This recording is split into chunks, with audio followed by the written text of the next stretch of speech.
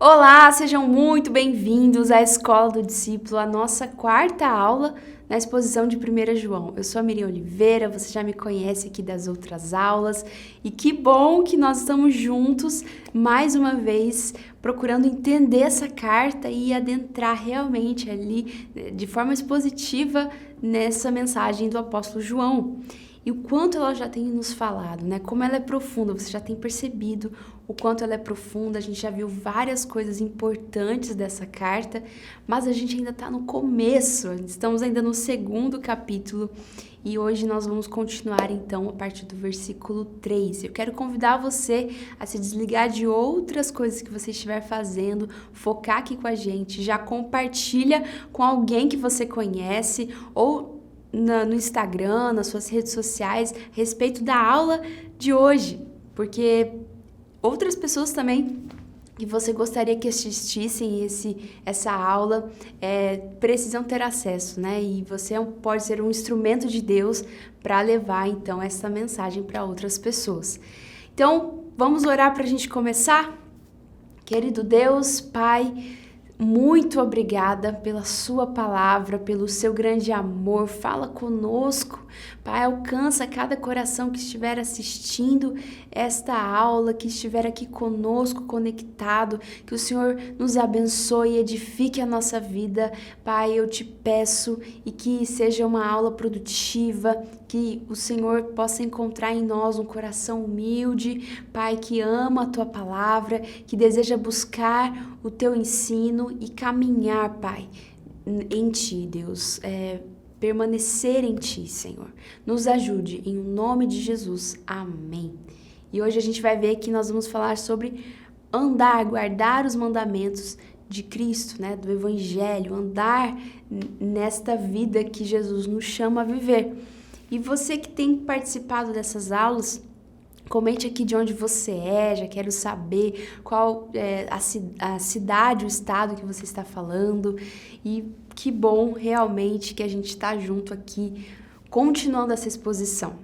E nós vamos começar a ler então, a partir do versículo 3, no capítulo 2 de 1 João. Vamos ver o que João hoje tem a nos dizer a respeito, né, desses vários temas que ele vem trazendo ao longo da sua carta. Mas a gente estava falando na aula passada sobre a propiciação de Cristo, né? Que Deus propiciou o seu Filho para o nosso lugar, em nosso lugar. E a gente continua aqui, ele muda um pouco, né, o tema, e ele vai para a parte de mandamentos.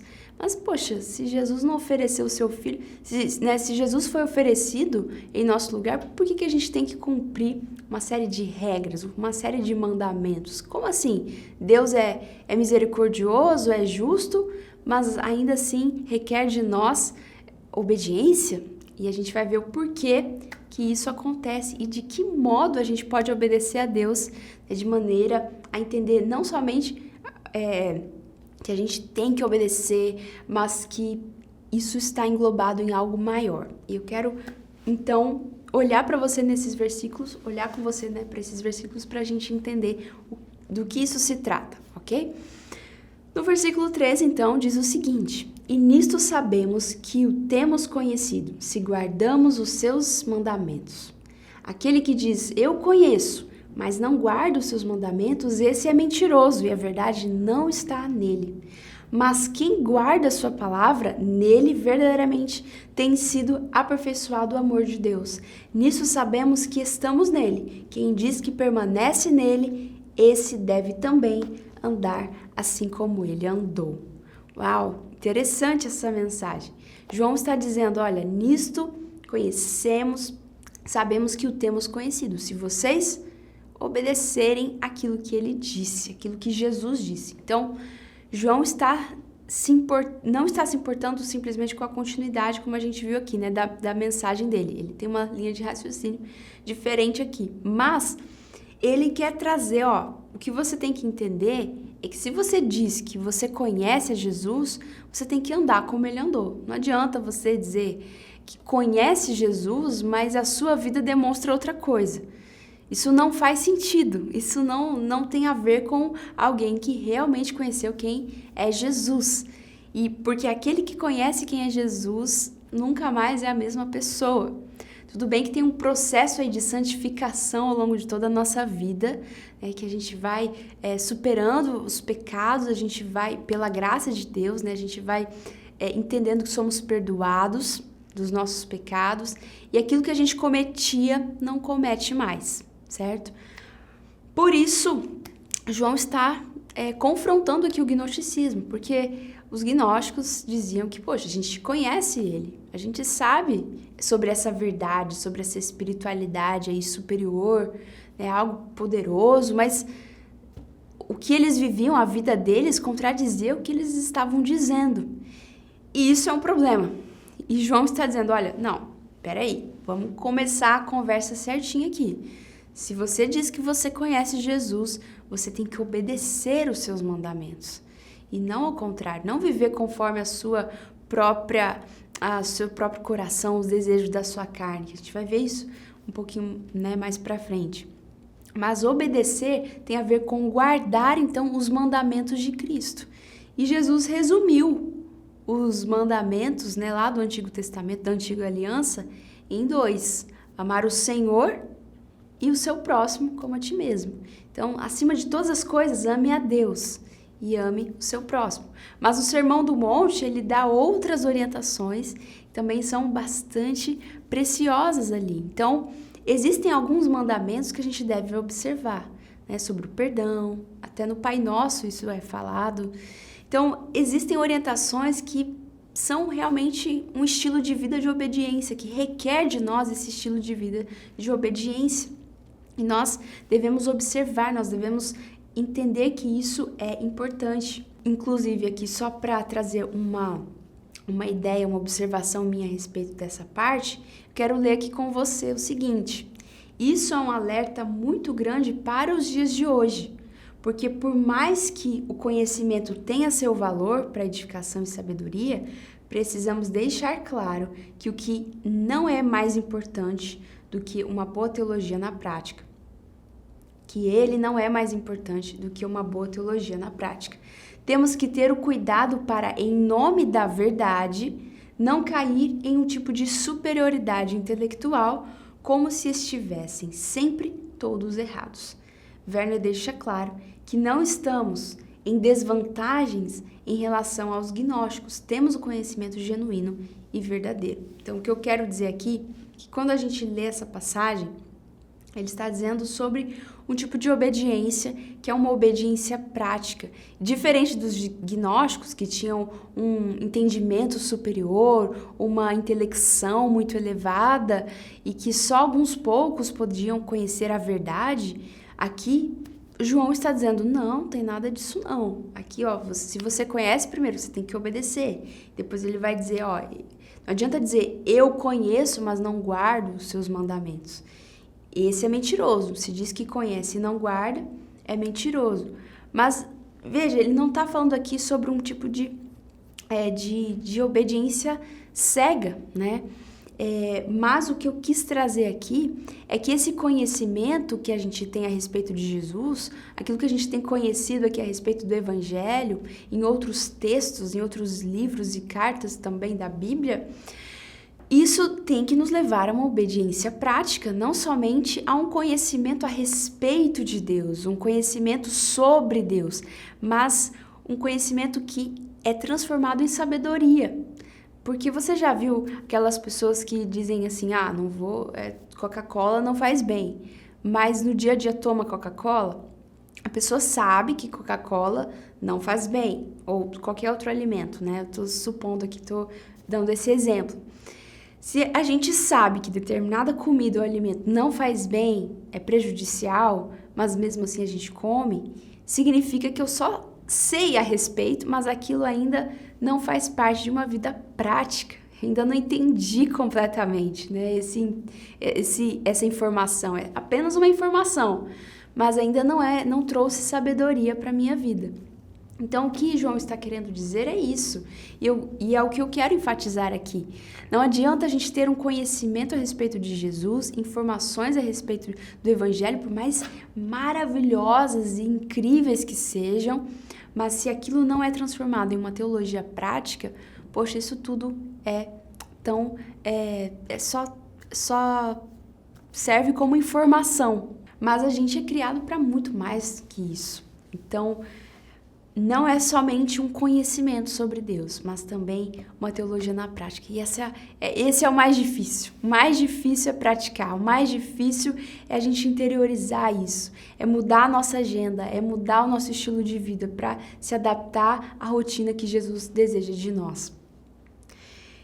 E olha só essa citação de Werner, quando ele diz sobre essa junção de que esses mandamentos, eles não são apenas mandamentos, assim, distantes, só para eu servir um Deus que está distante de mim. Não é isso. Esses mandamentos não é para você se sentir escravo ou servo, como se você não tivesse relacionamento com esse alguém a quem você serve, e que você possa se sentir amado também por esse a quem você serve. Então, olha só o que ele diz. As igrejas, porém, o haviam reconhecido a ele, que é, como pessoa viva, nosso Redentor e Senhor. Ele é a reconciliação por nossos pecados, sim, dos pecados do mundo inteiro. Nesta reconciliação se destaca a sua poderosa determinação amorosa. Essa determinação de amor nos atrai à sua comunhão e para dentro da sua vida. Expressa-se em seus mandamentos, conforme os 7 versículos seguintes. No fundo, são um único mandamento, o mandamento do amor. Seus mandamentos são as instruções que brotam da natureza de Jesus, mostrando-nos como nossa vida real coincidirá com a conduta de Jesus. Não se trata da lei, muito menos se trata do cumprimento da lei para a obtenção da justiça própria diante de Deus. Trata-se do relacionamento pessoal com aquele no qual a própria vida foi manifesta. Como poderíamos reconhecê-lo se não guardássemos seus mandamentos como expressão de sua profunda essência? Como israelita, João tem em mente um conhecer que é tudo menos um saber intelectual. Conhecer, como mostra em Gênesis 4:1, é uma função da comunhão. Por isso, o conhecer de João nunca se refere a coisas ou meras verdades. Sempre se trata de conhecer pessoas. Uma pessoa, porém, nunca pode se tornar mero objeto do qual alguém se apodera pelo ato de conhecer. Então, assim como você conhece alguém, você também transforma a sua vida para acolher aquela pessoa na sua vida, certo? Os seus atos de amor talvez te privem de algumas coisas que sejam boas para você, mas nem por isso você é menos valorizado ou a sua vida deixa de valer a pena por causa disso, certo? Então, quando a gente se relaciona com as pessoas, a gente também é mudado nessa relação. Com Deus é a mesma coisa. Quando nós nos relacionamos com Deus, existem coisas que a gente precisa mudar na nossa vida. E isso faz parte, certo? Isso faz parte porque Ele tem o melhor para nós e nós queremos nos submeter àquele que é maravilhoso, aquele que é sobre todas as coisas, aquele que é Rei, é Senhor da nossa vida. Então, os mandamentos, ele tem que ser entendido dentro de um contexto maior, de saber a quem eu sirvo. Eu sirvo a alguém que é amoroso, é justo, é fiel e que também me serviu com aquilo que eu não poderia nunca obter por força própria. Ele morreu por mim, o próprio Deus se encarnou, morreu por mim, assumiu a minha forma, a forma humana, né? E então pagou pelos meus pecados, ressuscitou, me deu uma nova vida. Ele fez tudo, né? Fez tudo por mim. Então, por isso eu também posso entregar a minha vida a Ele, porque eu sei a quem eu estou entregando a minha vida. Eu sei que eu posso obedecê-lo com todo o meu coração, com o coração aberto, né? Para obedecer a Deus. E ele continua dizendo, né? Versículo 4, retomando essa parte, né? Aquele que diz: eu conheço, mas não guarda os seus mandamentos, esse é mentiroso e a verdade não está nele.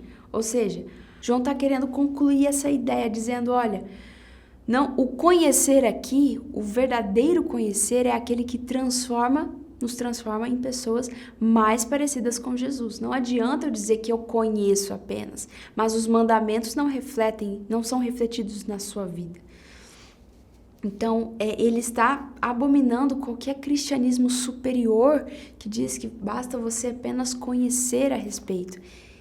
É o que ele está combatendo naquela época, né? O gnosticismo. Então, essa suposta grandeza, isso não tem nada a ver. Você precisa viver isso. Você precisa conhecer, mas também viver isso. Esse verdadeiro conhecimento tem a ver com o seguinte, que o problema não é ser uma pessoa intelectual, né? Mas quando isso se torna uma idolatria a ponto de definir a sua vida e a sua espiritualidade, aí isso é um problema. A nossa fé é racional, com certeza a nossa fé é racional e existe muito conteúdo a respeito disso que a gente pode se aprofundar, né? Por exemplo, o documentário da Escola do Discípulo, As Grandes Questões da Vida, nos mostram o quanto a nossa fé faz sentido, o quanto ela é importante, o quanto ela tem a dizer ao mundo coisas valiosas. E ela é racional, ela condiz, ela é coerente com a realidade. E o que nós queremos dizer aqui é que nós precisamos ser humildes em relação às palavras de Jesus, né? Porque a verdade, assim como Jesus não era um fariseu, ele tinha um conhecimento claro a respeito do reino de Deus, mas ele não vivia como um fariseu, ele não vivia como alguém que era superior às outras pessoas, mas a sua vida na prática demonstrava a realidade desse amor de Deus. E é isso que nós precisamos também entender nas nossas vidas. No versículo 5 ele diz, mas quem guarda a sua palavra, nele verdadeiramente tem sido aperfeiçoado o amor de Deus. Agora ele diz, quem guarda a sua palavra. Antes ele tinha dito, quem guarda os seus mandamentos. Por que ele trocou mandamento por palavra? Agora ele está se referindo realmente a esse contexto maior. Olha, você está servindo a alguém que não é só alguém que quer que você obedeça a ferro e fogo, enfim, é só para isso que serve o evangelho, para você obedecer mandamentos. Não, isso está dentro de um contexto. A palavra de Cristo significa, olha, o Cristo como um todo, né? Cristo, tudo o que ele falou, tudo o que ele fez, tudo o que ele é. Você entende que você está guardando a palavra de Cristo? É aquela palavra que engloba o caráter de Cristo. Quando a gente obedece a Deus, a gente está obedecendo um Deus de amor, um Deus que é fiel, um Deus que tem atributos, tem qualidades e tem interesse a nosso respeito. Então, é essa relação de amor que eu me referi.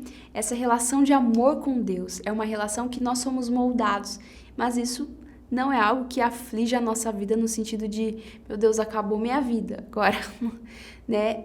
Exige sim uma postura de obediência que vai trazer mudanças na nossa vida, mas a gente vai encontrar, na verdade, vida, assim como a gente, como Jesus falou, né, que aquele que viver para si mesmo, na verdade, está indo para um caminho de morte, mas aquele que morre para si mesmo vai encontrar a vida verdadeira, que é Ele mesmo, que é o próprio Cristo.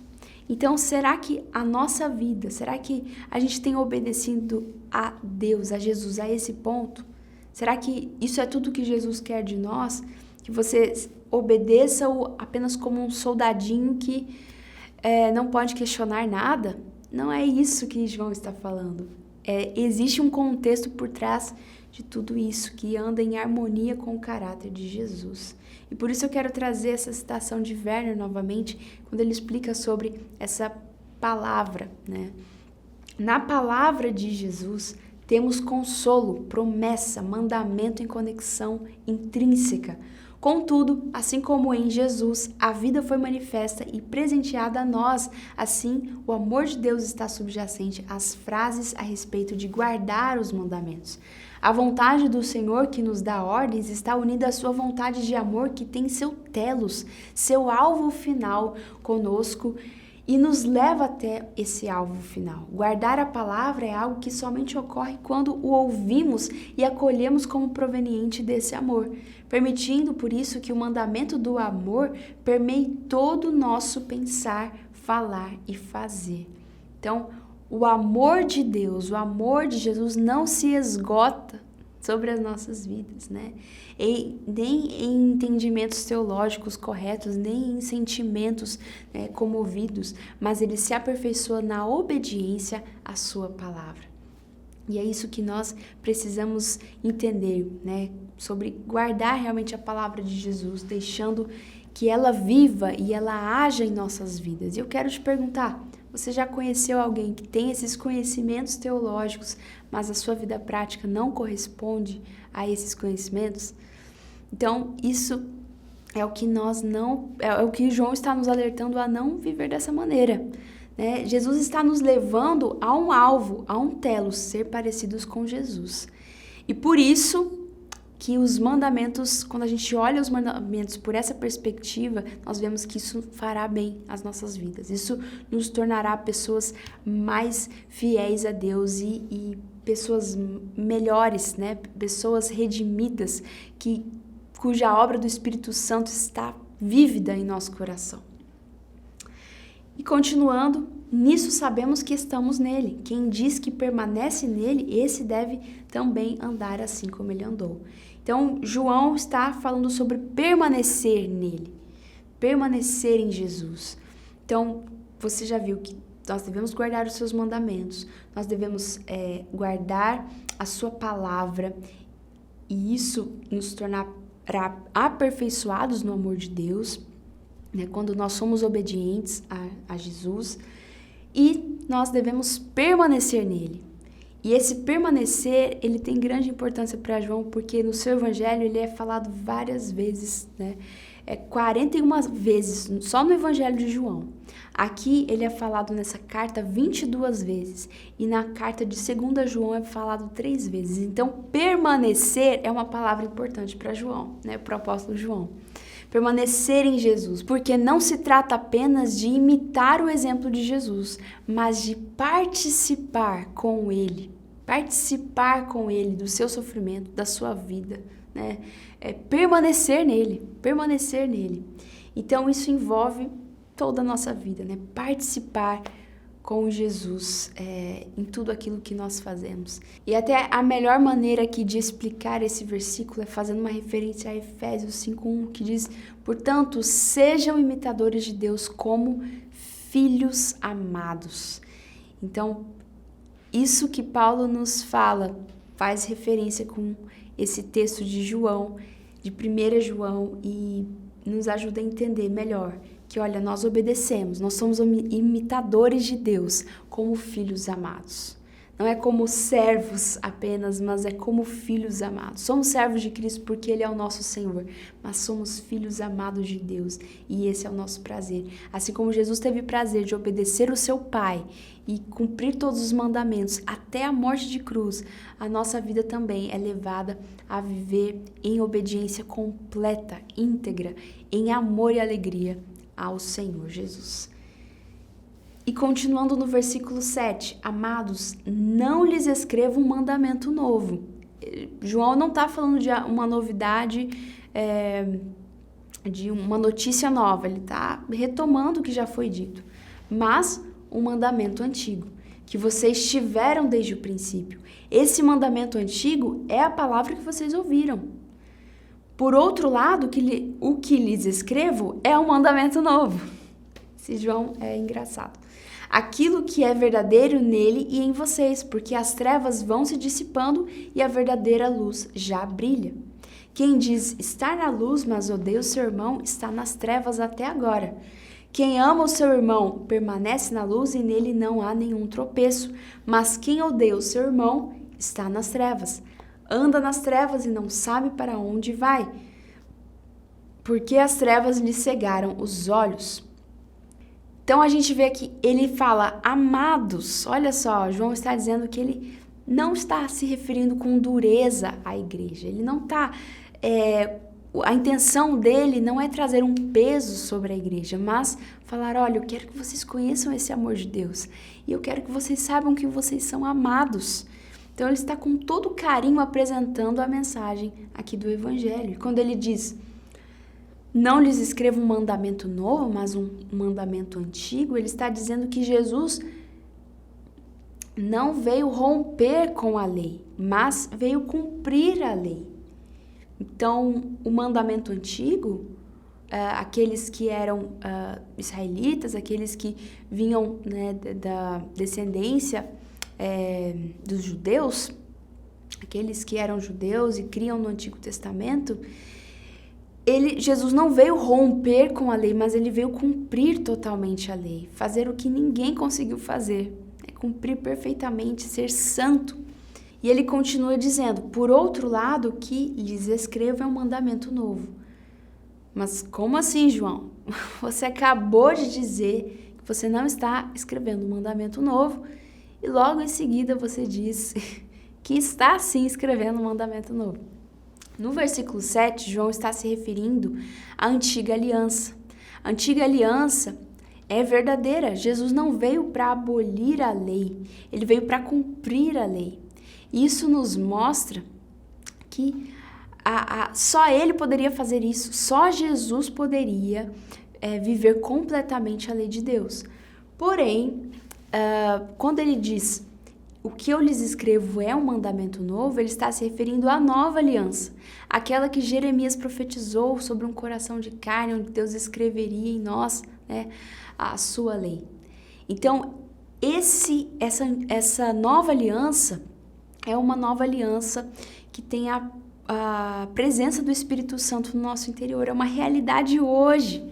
É uma realidade para nós hoje, viver isso, poder fazer a vontade de Deus e não mais a vontade do pecado, e não mais estar inclinado ao pecado. Então, o que João está dizendo é que ele não veio trazer uma nova legislação, mas um lugar completamente novo para o mandamento antigo, que é o nosso coração. O lugar do mandamento antigo é a nossa própria vida. É o nosso coração que deseja fazer a vontade de Deus. E quando ele diz aquilo que é verdadeiro nele e em vocês, ele está dizendo, João quer dizer que a lei não é suficiente para transformar o pecador. O pecador, ela é artificial, sim. Por isso que o mandamento de Deus requer de nós que se torne verdadeiro em nós aquilo que é verdadeiro em Deus. Então, aquilo que é verdadeiro em Jesus se torna agora, pela obra do Espírito Santo, o Espírito que, né, vivificou ali, que esteve presente em Cristo no batismo, o Espírito que deu, né, vida a Jesus dos mortos, é o mesmo Espírito que atua sobre as nossas vidas hoje, é o Espírito de Cristo. E esse Espírito de Deus, ele pode atuar na sua vida agora também. A palavra verdadeiro também, os comentaristas disseram que tem a ver com a realidade, não somente aplicada aos seres humanos estritamente, ela é uma verdadeira realidade, agora acessível a todos nós, mas sobre toda a realidade, sobre tudo que existe, ou seja, é uma realidade abundante da glória de Deus. Quando ele começa a falar, né, que no próximo, quando ele continua dizendo, porque as trevas vão se dissipando e a verdadeira luz já brilha, ele está se referindo que antes era noite, antes habitava somente as trevas nesse mundo, pecador, estava realmente, é um mundo que jaz do maligno. Mas é como se agora estivesse amanhecendo, a luz começa a brilhar. E agora os filhos de Deus, aqueles que são filhos da luz, começam a aparecer e vêm anunciando um reino que está por vir em completude. Um reino que virá em sua glória, né, e realidade absoluta no fim dos tempos. Então, por enquanto, os filhos da luz, estão mostrando que está amanhecendo, já não é mais trevas. Agora a luz é verdade, a luz se tornou aparente para nós e nós carregamos uma mensagem que condiz com a palavra desse que é a luz verdadeira, desse que está dissipando todas as trevas.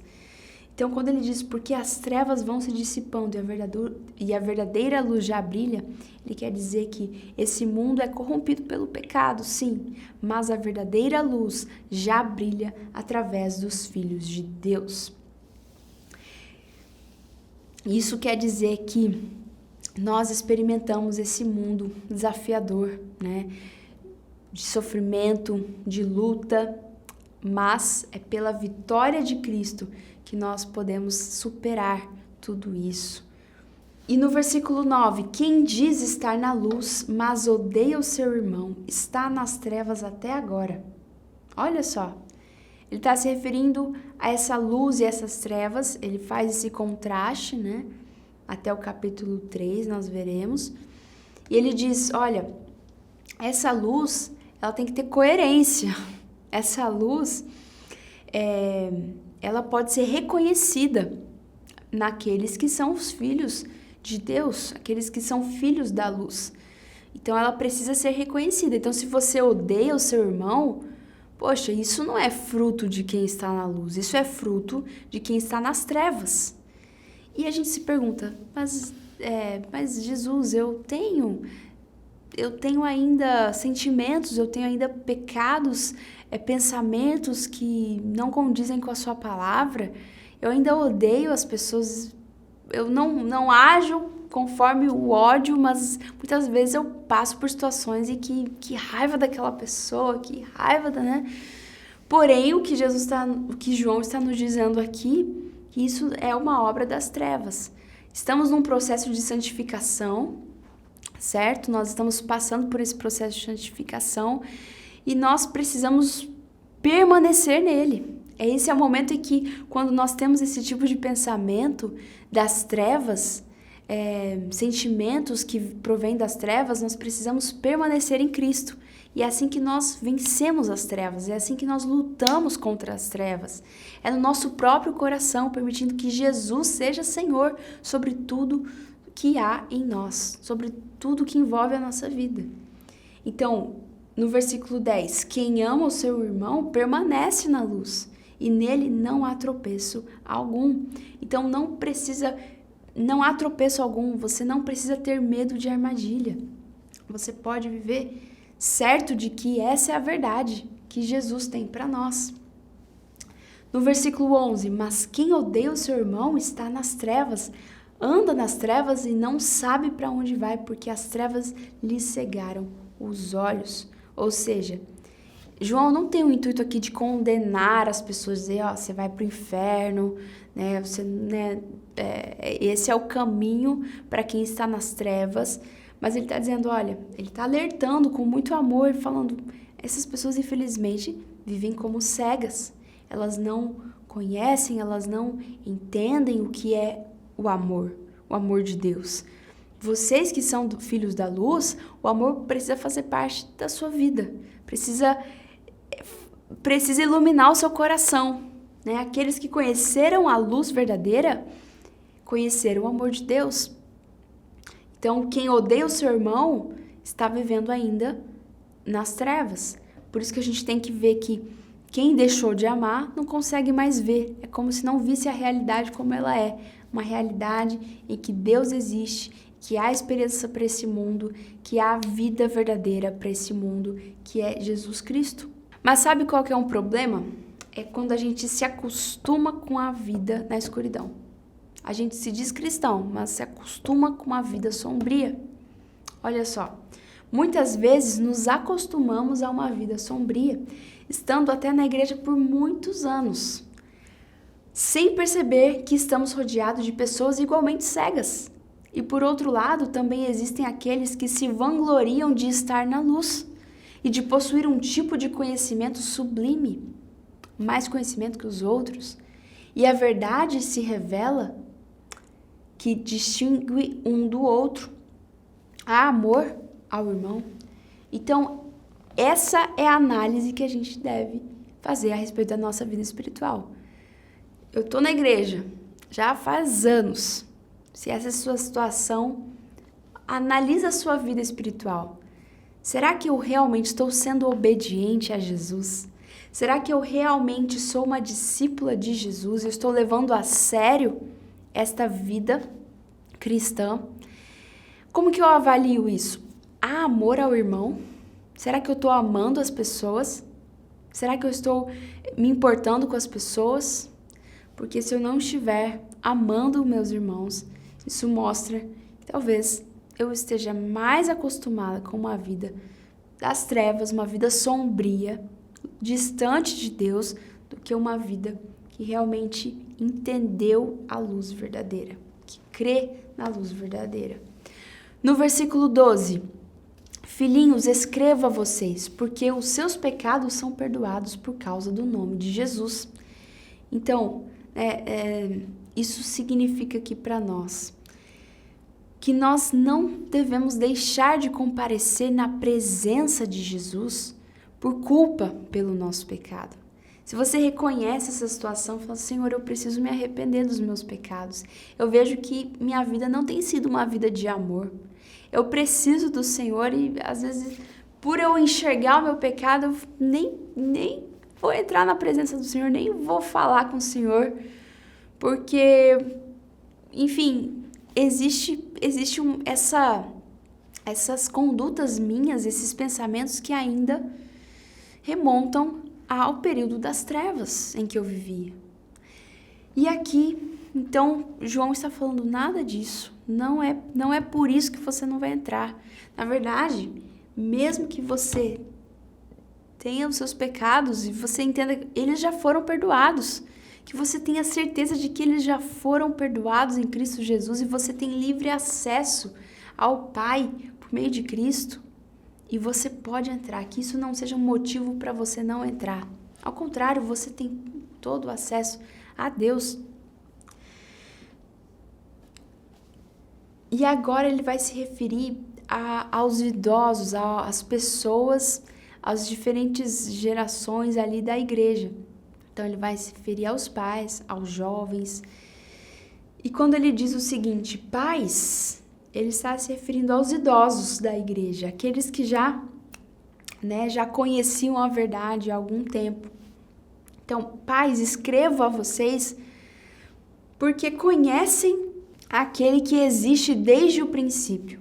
E aqui também se aplica às mulheres, às mães. Então, aqueles que já têm uma certa idade, uma vivência já no evangelho, ele está se referindo, olha, vocês, pais e mães, ou seja, as mulheres estão englobadas aqui também, não era uma característica dos israelitas incluir as mulheres, e isso mostra que era um costume, que tinham, mas está englobando aqui também as mulheres. Então, todas as pessoas que já têm uma caminhada e que já conhecem a verdade há algum tempo, vocês já conhecem desde o princípio, ou seja, desde o início de tudo, desde que Jesus subiu aos céus, você já tem ouvido sobre essa verdade. E ele diz, jovens, escrevo a vocês porque vocês têm vencido o maligno. Então, ele está se referindo aos mais novos, na fé. Ele está se referindo àqueles que conheceram recentemente o evangelho. Filhinhos, ou seja, todas essas pessoas, escrevi a vocês porque conhecem o Pai. Pais, escrevi a vocês porque conhecem aquele que existe desde o princípio. Jovens, escrevi a vocês porque são fortes. A palavra de Deus permanece em vocês e vocês já venceram o maligno. Ele fala primeiro para os jovens, vocês têm vencido o maligno. Agora ele diz, porque vocês já venceram o maligno. Ele está reforçando, ele está enfatizando a verdade de que, olha, por meio de Jesus, não foi esforço de vocês. Vocês são fortes por causa dele, por causa de Jesus. Porque na realidade nós somos fracos, não é? Quando Paulo diz, quando sou fraco é que sou forte. Porque na realidade de Cristo, No poder do Espírito Santo nós somos fortes. Ele está dizendo, vocês já venceram o maligno. Ele está convocando a igreja para ser atuante na sociedade, porque vocês já venceram o maligno. Os jovens são aqueles que estão enfrentando os desafios da vida, que estão lutando, batalhando pela sua sobrevivência, batalhando por conquistas, por empregos, é a maior parte, né, da vida da vida adulta, né, que a gente tem mais força para conquistar as coisas, para trabalhar por alguma coisa. Então, os jovens estão nessa condição, estão vivendo as suas vidas, estão lutando as suas lutas, os seus desafios. Mas ele diz, ele não apenas deseja que a igreja vença isso, mas ele diz, a igreja já venceu. Por meio de Cristo, a igreja já venceu, vocês já venceram o maligno. Porque Jesus conquistou isso na cruz. E no versículo 15, não amem o mundo, nem as coisas que há no mundo. Se alguém amar o mundo, o amor do Pai não está nele. Então, não amem o mundo, não amem as coisas do mundo. E esse mundo significa cosmos. E tem a ver com um sistema realmente distante de Deus. É o que ele está retratando aqui. Tem a ver com valores pagãos, valores que não centralizam Deus, ou o Evangelho, a Bíblia, a palavra de Deus. Gente, a gente vive numa sociedade pagã. Por mais que seja culturalmente cristã, por mais que a maioria das pessoas conheçam, já ouviram falar do cristianismo, da fé em Jesus, ainda assim existem, né, pessoas que não conhecem o Evangelho, nunca ouviram falar de Jesus na sociedade brasileira. Porém, como a maioria já tem esse costume, entrou como um costume, né? Entender mais ou menos o Evangelho assim, por cima, mais ou menos entender o que Jesus veio fazer. E as pessoas acreditam que são praticantes do cristianismo por entender superficialmente. Então, só que a realidade que nos mostra, que nos revela, essa realidade é que as pessoas estão distantes de Deus. Por mais que elas conheçam Deus, mais ou menos, tenham uma noção de quem Deus é, a partir do que aprendeu dentro de casa, com os pais, né, na fé, na igreja. Mas muitas vezes a gente vê pessoas distantes de Deus. Isso mostra que a sociedade pagã, os valores do mundo, eles realmente influenciam as pessoas. Influencia a conduta das pessoas. Então, esse sistema do mundo é um sistema que se opõe a tudo que é piedoso, a tudo que que se refere ao Evangelho. O Evangelho realmente é contracultural. Então, não amem o mundo, não amem as coisas que há no mundo. Mas olha só, isso significa que a gente tem que viver de modo escapista? Será que isso significa que a gente, poxa, mas como que eu não vou amar as coisas? Eu estou vivendo no mundo. Então ele está se referindo a esse sistema pagão. Então a gente tem que observar a nossa vida, ver se a gente tem colocado coisas à frente do próprio Deus, coisas que têm ganhado mais valor do que o próprio Jesus. Olha essa citação que explica melhor, que explica sobre esse cosmos, sobre esse tipo de sistema moral corrompido. Hernandes Dias Lopes fala o seguinte a respeito de Lloyd John Ogilvie, enfim. Diz que a palavra grega cosmos, mundo, tem aqui uma inferência moral profunda, implica a vida à parte de Deus. O mundo é qualquer pessoa, relacionamento, estrutura social, circunstâncias ou situações que não foram redimidos pela graça de Deus. O mundo é a sociedade independente de Deus. Então, é uma sociedade longe de Deus. Ela não está interessada em conhecer a vontade de Deus.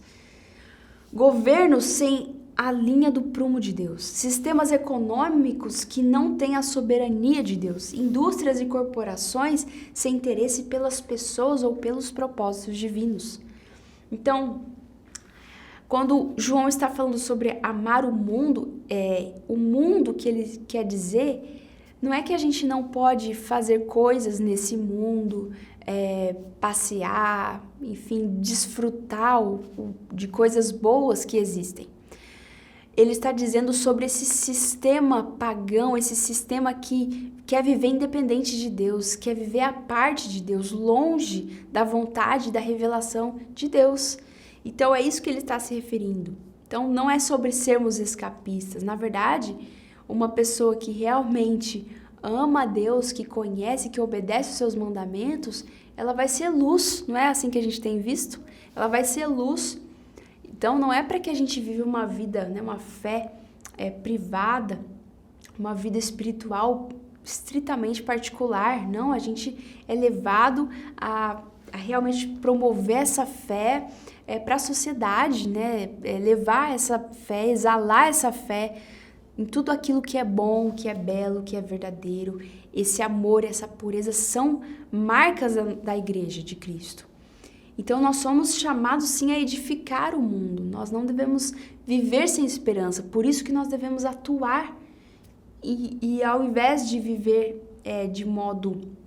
do modo que o mundo vive nos seus relacionamentos, na estrutura social, nas circunstâncias, a maneira como a gente reage às coisas, o que João está nos dizendo é: viva agora o seu relacionamento firmado em Cristo, viva a partir disso, não ame o mundo, viva como alguém que é obediente a Jesus, entende? Ele não está falando que a gente deve ser escapista, né? Viver de forma privada com a nossa fé, não tem nada a ver com isso.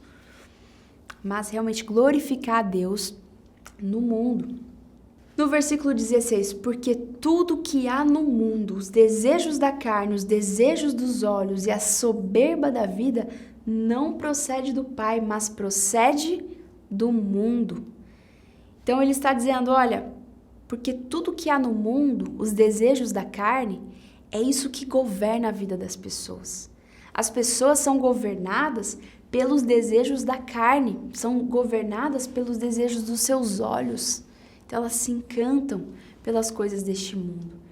Então isso é o que preenche a vida humana, isso é o que preenche esse sistema desse mundo. Tudo que atrai os desejos dela, ela se contenta com isso. E tá ok. Só que aqui a gente está observando o oposto, né? O desejo daquele que pertence a Jesus é cumprir com a vontade do Pai. É fazer a vontade do Pai. Aquele que anda na luz deseja fazer a vontade de Deus e não os desejos da sua própria carne, não aqueles desejos que vêm à mente e que são contrários, né, à palavra de Deus. Então, isso mostra que essa vida, essa maneira de viver se consolida na soberba, né? A soberba da vida. Se consolida nessa ambição egoísta de querer ser melhor que os outros, de agir numa cultura de posses, né?